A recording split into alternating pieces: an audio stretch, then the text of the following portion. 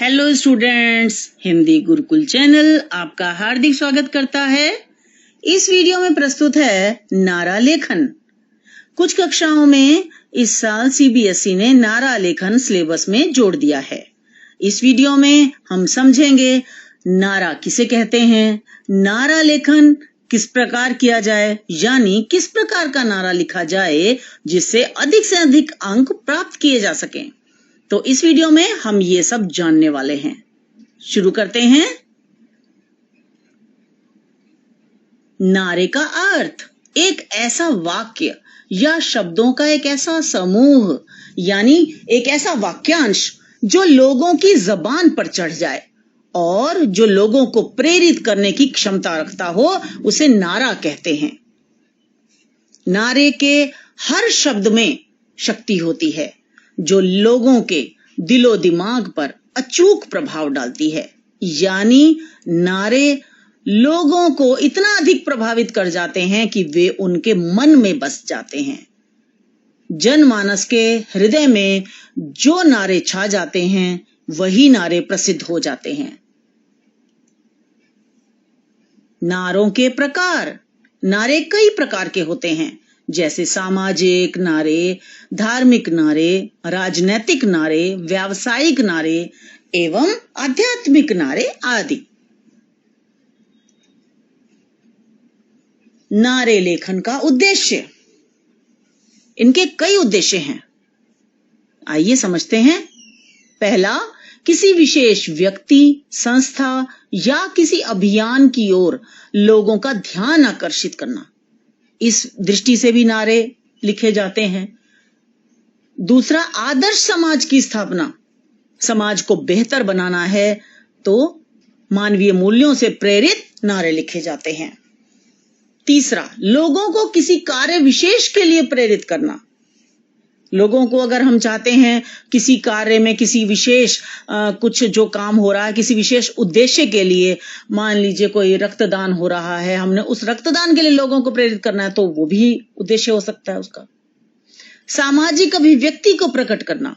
सामाजिक अभिव्यक्ति के लिए भी नारे हम लिखते हैं, यानी लोगों को इस बात का एहसास दिलाने के लिए, लोगों को इस बात की प्रवृत्ति को दर्शाने के लिए कि समाज में सब लोग समान हैं और समाज में किस किस व्यक्ति को या किस किस विषय में सामाजिक स्वीकृति है उसको भी अभिव्यक्त करने का ये एक माध्यम है नारे।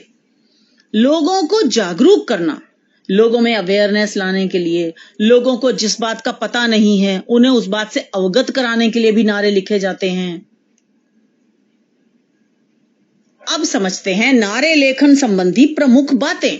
पहला, नारों में सरल, लोकप्रिय व आम बोलचाल के शब्दों का प्रयोग होना चाहिए, यानी नारों में बहुत जटिल शब्दों का प्रयोग न करें, क्योंकि वे आम लोगों की पहुंच से दूर होते हैं, आम लोग उससे समझ नहीं पाते। तो इसलिए नारे आम बोलचाल की भाषा में हमें लिखने चाहिए, है ना, और जिससे कि लोगों की जुबान पर जल्दी चढ़ेंगे वो, क्योंकि लोगों को जल्दी से याद हो जाएंगे, लोगों के दिल में उतर जाएंगे। दूसरा, नारे में तुक व लय हो, तुकबंदी हो, राइमिंग स्कीम हो, यानी आना जाना ऐसे करके अंत में ऐसे आए, ऐसे शब्द आए, इस प्रकार के। नारों में विषय का वर्णन सटीक होना चाहिए। जिस भी विषय के संबंध में नारे लिखे गए हैं वो वर्णन सटीक हो, एकदम से समझ में आ जाए। ये नहीं कि नारा बोल रहे पता ही ना चले कि किस विषय से संबंधित है नारा, ऐसा न हो। नंबर 4 है, नारा बहुत ही संक्षिप्त किंतु प्रभावशाली होना चाहिए। हमें नारे बहुत बड़े बड़े नहीं लिखने होते, संक्षेप में लिखें, छोटे रूप में लिखें, लेकिन प्रभावशाली हों। नारे गंभीर अर्थ लिए हुए हों, उनके अर्थ बहुत गंभीर हों ताकि लोगों के दिल में उतर जाएं। सामान्य अर्थ वाले नारे प्रसिद्ध नहीं होते, जो गंभीर अर्थ लिए हुए होते हैं वो लोगों के दिल में उतर जाते हैं। यानी कम शब्दों में आप अधिक से अधिक बात भी कह दें, सिर्फ ऐसे सारगर्भित नारे लिखें। नारे की शब्द सीमा अधिकतम 20-30 शब्दों की होनी चाहिए, इससे अधिक बिल्कुल भी नहीं होनी चाहिए। कोशिश ये करें कि 20-25 शब्दों में ही नारा लिखें।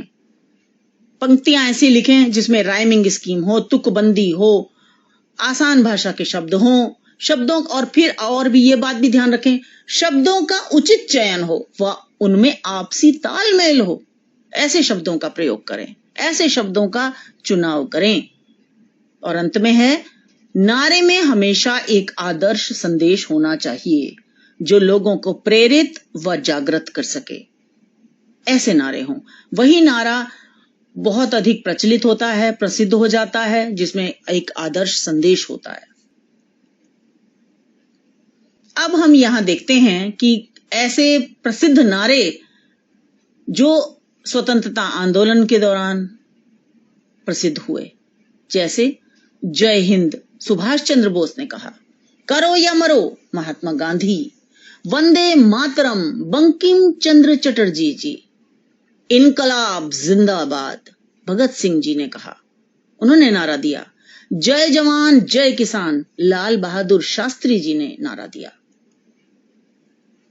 स्वराज मेरा जन्म सिद्ध अधिकार है और मैं इसे लेकर रहूंगा, बाल गंगाधर तिलक जी ने दिया। तुम मुझे खून दो मैं तुम्हें आजादी दूंगा, सुभाष चंद्र बोस जी ने नारा दिया।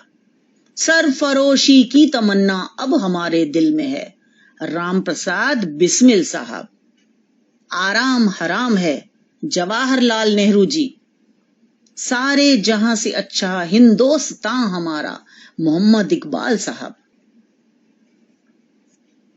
अब हम ऐसे कुछ नारे यहां पढ़ते हैं जो नारे प्रसिद्ध हो गए हैं, आजकल बहुत अधिक प्रसिद्ध हुए हैं। और कितने, देखो बच्चों, यहां पर आप देख रहे हैं बेटा कि कितने छोटे हैं, संक्षेप में लिखे गए हैं, लेकिन कितना अधिक प्रभावशाली हुए हैं ये, है ना। लोगों के दिलो दिमाग पर छा गए हैं ये। जल है तो कल है, जल ही जीवन है, बेटी बचाओ बेटी पढ़ाओ, आत्मनिर्भर भारत समर्थ भारत, है ना। पेड़ लगाओ पेड़ बचाओ, भारत माता की जय, एक भारत श्रेष्ठ भारत। अब यहां कुछ नारे चित्र के साथ दर्शाए गए हैं। बच्चों बेटा, आप अगर नारे के साथ तस्वीर बना दें, कुछ चित्रकारी कर दें, तो नारे और भी अधिक प्रभावशाली हो जाते हैं, क्योंकि जो लोग निरक्षर हैं वे चित्र देखकर भी बहुत कुछ समझ जाते हैं, और इस तरह से नारे और अधिक लोकप्रिय होते हैं। लोग देखने लगते हैं और जब सुनते हैं इन नारों को तो उन्हें वो सीन, वो चित्रकारी उन्हें समझ में आ जाती है। जैसे ये देखिए, अंगदान है महादान, नहीं इससे बड़ा कोई वरदान। और इस तरह से आप महादान थोड़े बोल्ड लेटर्स में लिख दिया, बॉर्डर के अंदर लिखेंगे और चित्र अंकन कर दें छोटा सा, जिस तरह से भी आप करना चाहें कर सकते हैं। तो इस तरह के नारे प्रसिद्ध भी होते हैं, इसमें अच्छे अंक भी मिलते हैं। बॉर्डर बनाना बिल्कुल ना भूलें, बॉर्डर अवश्य बनाएं, और बॉर्डर थोड़ा मोटा बनाएं, टीचर को नजर आए, टेढ़ा मेढ़ा ना बनाएं, पेंसिल से स्केल से बनाएं, पेन से स्केल से बनाएं।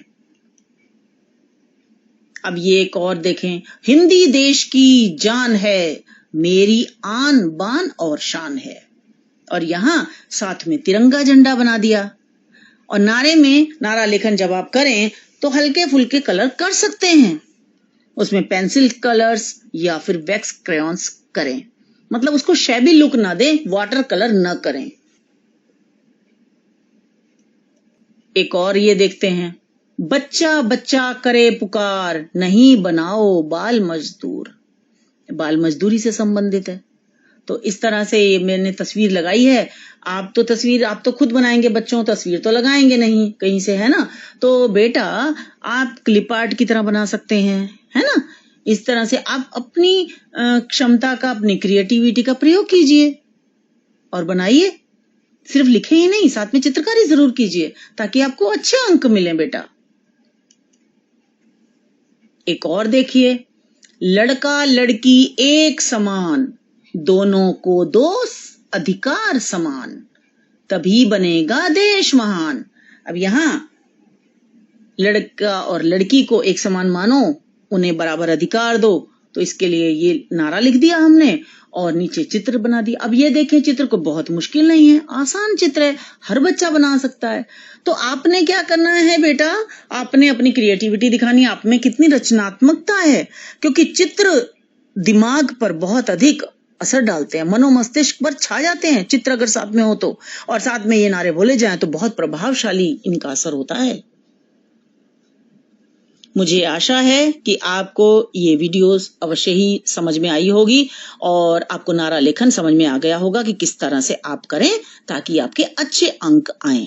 कक्षा 9वीं के पाठ्यक्रम व्याकरण तथा रचनात्मक लेखन संबंधी सभी वीडियोस के लिए इस वीडियो के नीचे डिस्क्रिप्शन देखना न भूलें, उसे जरूर देखें। तो इस वीडियो को लाइक करें, दोस्तों के साथ शेयर करें और ये चैनल सब्सक्राइब करें अगर आपने अभी तक सब्सक्राइब नहीं किया है तो, और बेल आइकन को भी क्लिक कीजिए ताकि हम जब भी नई वीडियो डालें तो आप तक उसका नोटिफिकेशन तुरंत पहुंच जाए। तो मिलते हैं अगली वीडियो में। धन्यवाद।